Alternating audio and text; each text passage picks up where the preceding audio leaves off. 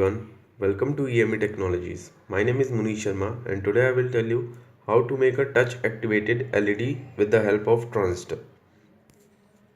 So the transistor here I am using is BC547 NPN transistor.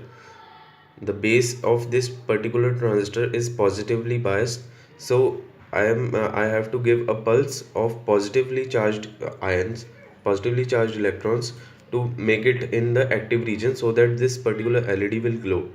The positive of this LED is connected to the collector of the transistor and base is connected to the positive of the this power source I am using, and emitter is grounded so that ground will reach to the LED and positive will get the direct energy from the battery. 9 volt battery source I am using in this.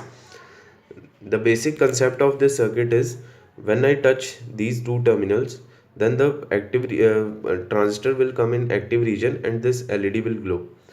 Because as you know, our skin is somewhat conducting, but at a very little rate. So I have to connect it, give it a pulse from my hand very tightly so that this LED can come in active region.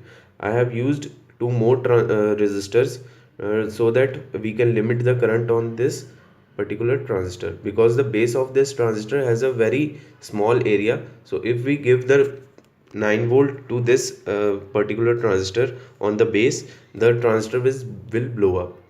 Okay, so let's test this.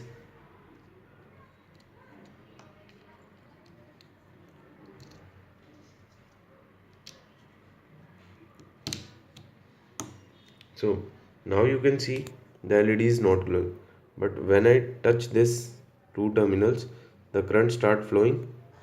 As you can see, if I am touching it at a very low rate, the LED is glowing at a very dim light.